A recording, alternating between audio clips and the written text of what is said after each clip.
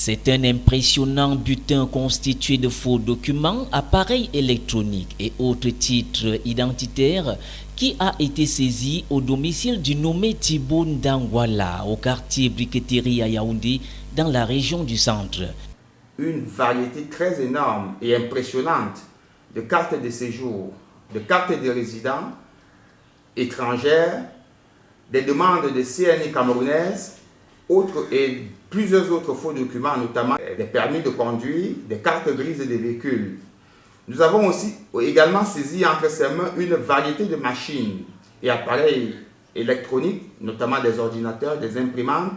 Parmi les victimes de ce présumé faussaire, des étrangers et des fonctionnaires de police. Des faux cachets nominatifs de certains responsables de la sécurité nationale, notamment du commissaire divisionnaire Moutapo Mama, du commissaire de police Goué Zoumé Mekan et du commissaire de police Nana Eveline. Nous avons saisi 17 cartes de résidents de la République de Guinée équatoriale, 17 cartes de résidents de la République tchadienne, 17 cartes de résidents de la République togolaise, 2 cartes d'identité consulaire du Togo, 2 cartes de séjour de la République du Gabon. Tout est parti du constat de plusieurs faux documents officiels en circulation dans la région de l'Est.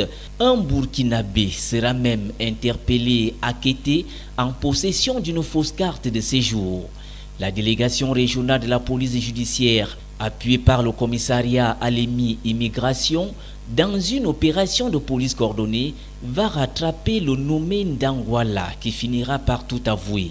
Ce dernier a volé en conjecture. Il a tenté dans un premier temps de nier les faits, mais aussitôt il a été coincé par l'enquête et a cité un certain Donald comme le véritable propriétaire et le véritable faussaire actuellement en cavale. Selon le commissaire divisionnaire Hervé Ndiemo de la division régionale de la police judiciaire, le domicile du présumé faussaire était transformé en un véritable centre d'identification.